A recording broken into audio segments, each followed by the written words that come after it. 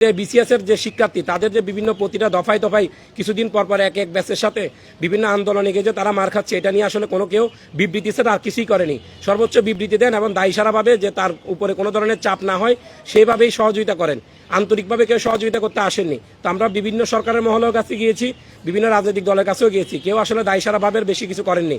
তো আমরা আরেকটা জিনিস ক্লিয়ার করতে চাই, আমাদের দাবি কিছুই ছিল না, আমাদের দাবি একটাই ছিল, বিসিএস পরীক্ষায় লিখিত পরীক্ষায় পুরাতন শিক্ষার্থী এবং নতুন শিক্ষার্থী যারা আগেও দুই একবার লিখিত পরীক্ষা দিয়েছেন এবং যারা একেবারে নতুন এবার প্রথম লিখিত পরীক্ষা দিবেন, দুই ধরনের শিক্ষার্থী থাকেন। তো সেক্ষেত্রে সময়টা যদি খুবই কম হয়, সেক্ষেত্রে নতুন শিক্ষার্থীর পক্ষে একটা বইপত্র কিনে নোটপত্র গুছিয়ে পরীক্ষায় বসার মতো করে পর্যাপ্ত সময় থাকে না, কারণ তার এইসব গুছানোর আগেই পরীক্ষা শেষ। আর পুরাতন শিক্ষার্থীর জন্য এটা একটা খুবই সুন্দর একটা কোটা সুবিধার মতো কাজ করেন, কারণ তিনি তার আগের বছরে 1.5 বছর সময় পেয়েছেন প্রিপারেশন নেওয়ার জন্য, মাত্র 3 মাস আগে একটা লিখিত পরীক্ষা দিয়ে এসেছেন। তো উনি এখন যদি আরেকটা লিখিত পরীক্ষায় বসেন, উনি অবশ্যই আমাদের চেয়ে 1000 গুণে এগিয়ে থাকবেন এবং আমরা কোনো ধরনের প্রতিযোগিতাই করতে পারবো না। এই যে আমাদের প্রতি একটা জুলুম হচ্ছিল, আমরা অভ্যুত্থানের পরে প্রথম একটা লিখিত বিসিএস ব্যাচ ছিলাম, আমরাই প্রথম একটা সাধারণ ব্যাচ ছিলাম, অন্য দুইটা বিসিএস পরীক্ষা ছিল যেগুলো বিশেষ বিসিএস। তো সেখানে আমাদের সাধারণ শিক্ষার্থীর কোনো অংশগ্রহণ ছিল না। তো আমাদের এই মাত্র প্রথম বিসিএস ছিল এই সরকারের আমলে।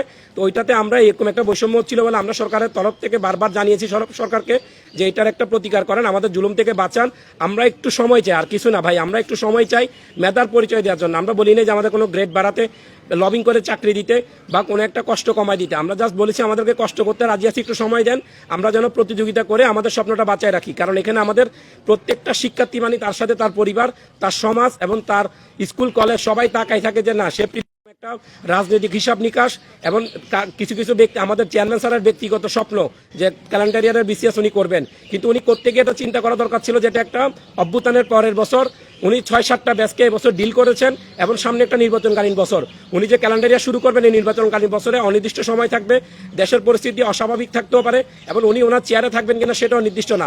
তো ওনাকে এই বছরটা অবজারভেশনে রেখে উনি আমাদেরকে সাথে নিয়ে এই ব্যাচটাকে জবাই না করে, স্যাক্রিফাইস না করে, ওনার মুখ দিয়ে উনি বলেছেন যে এই ব্যাচটাকে স্যাক্রিফাইস করতে হবে। এবং আমরা সরকারের মহল থেকেও গিয়ে বারবার শুনেছি সামনে একটা রাজনৈতিক দল ক্ষমতায় আসবে, তারা এখানে অনেক কিছু করতে পারে, তো এই সরকারের আমলে আমরা এটা পরীক্ষাটা নিয়ে নিব, তোমরা স্যাক্রিফাইস হয়ে যাও, কিছু করার নাই। তো ওনাদের যে কয়জনকে ক্যাডার লাগে সেজনকে নিয়ে যেতে পারলে হয়। আমরা এটা আশঙ্কা করতেছি উপদেষ্টা, ছাত্র উপদেষ্টাদের কোনো বন্ধু বান্ধব ওনাদেরকে অনেক রিকোয়েস্ট করেছে পরীক্ষাটা এই তাড়াতাড়ি নিয়ে নেওয়ার জন্য। এখন তাদের কোনো হিসাব নিকাশ আছে কিনা আমরা জানি না সুনির্দিষ্টভাবে, কিন্তু আমরা এটা নিয়ে আশঙ্কা করি এবং এইভাবে জিনিসটা ডিজাইন করে একাধিক পক্ষ একমত হয়ে আমাদের সাথে একটা জুলুম করলো।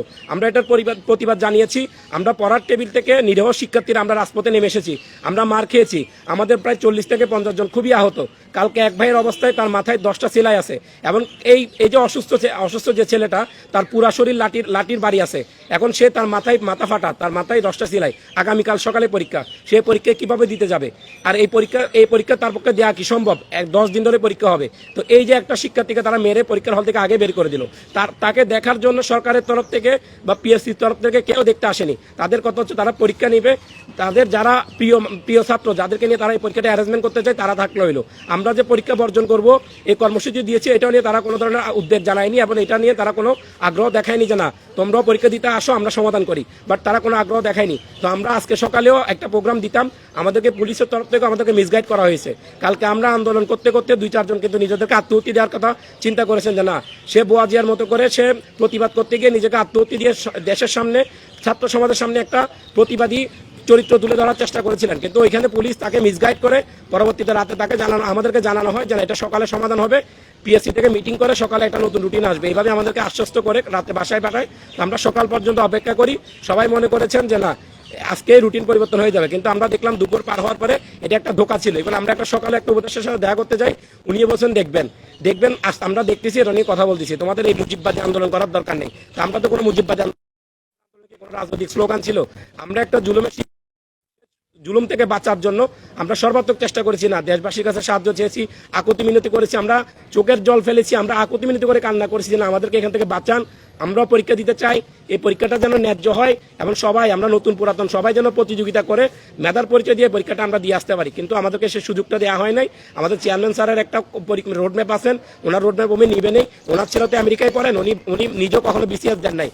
তো বিসিএস যদি এতই সহজ হতো তাহলে তো মানুষ কখনো 6 মাস বা 4 মাস সময়ের জন্য রাস্তায় এইভাবে নিজের মৃত্যু হাতে নিয়ে রাস্তায় আসতো না। উনি এতটুকু বোধগম্য ওনার ছিল না, উনি ওনার অ্যারোগ্যান্সটা উনি ধরে রেখেছেন এবং উনি আমাদেরকে পরাজিত করেছেন। আমরা হেরে গিয়েছি। আমরা ওনাদের কাছে, ওনার শক্তির কাছে, পুলিশের লাঠির বাড়ির কাছে এবং ওনার যে অহংকারের কাছে এবং সরকারের রাজনৈতিক হিসাব নিকাশের কাছে আমরা হেরে গিয়েছি।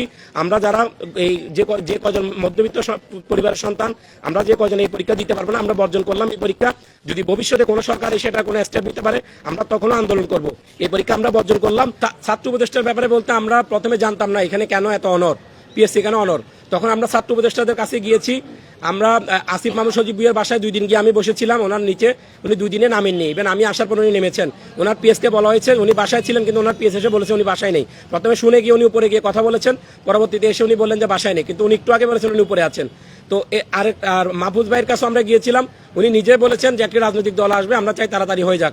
তো আমার বন্ধু মহলে এখানে পরীক্ষা দিচ্ছে, ওরা বলতেছে পরীক্ষাটা তাড়াতাড়ি হয়ে যেতে হবে। আমাদের এই গণ অভ্যুত্থান নাকি বিসিএস ক্যান্ডিডেট কেউ মারা যায়নি, কিন্তু আমরা তো দেখলাম আবু সাইদ ভাই তো কোনো রাজনৈতিক দলের কর্মী ছিলেন না। উনি তো একজন চাকরি প্রত্যাশী বেকার যুবক ছিলেন। উনি এই কোটা বিরুদ্ধে আন্দোলন করতে গিয়ে প্রথম শহীদ হন এবং ওনার লাস্টে নিয়ে কিন্তু রাজনীতি করে আজকে ওনারা উপদেষ্টা হয়েছেন, কিন্তু ওনারাই অস্বীকার করতেছেন। এই জিনিসটা খুবই মর্মাহত করেছে। এরপর থেকে আমরা আন্দোলন আরো বেগবান করি।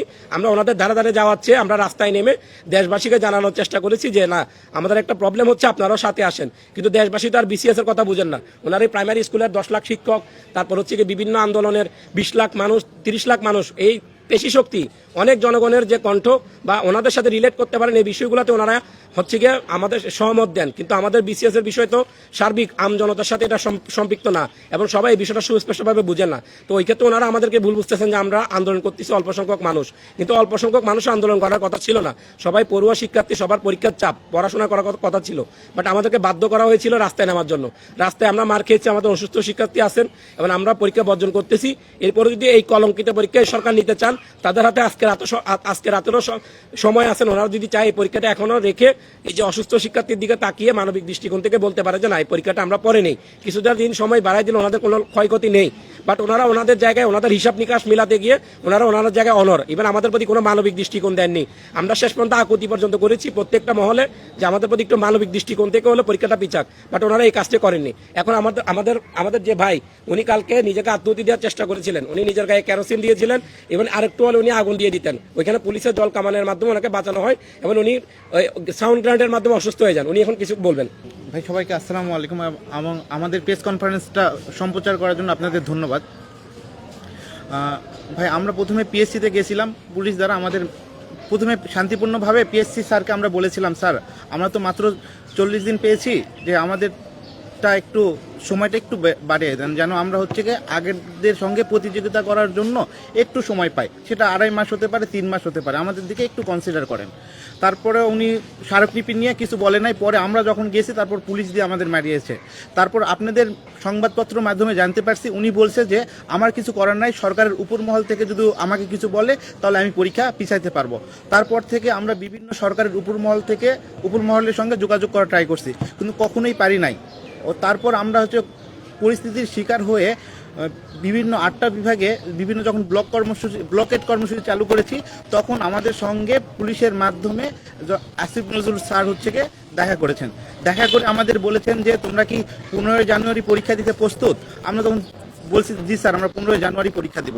তারপরে কিছুক্ষণ পরে হচ্ছে গিয়ে আমরা যখন চলে আসছি, তারপরে উনি জানিয়েছেন যে আমার পক্ষে এটা করা সম্ভব না, এটা একমাত্র করতে পারবে প্রধান উপদেষ্টা।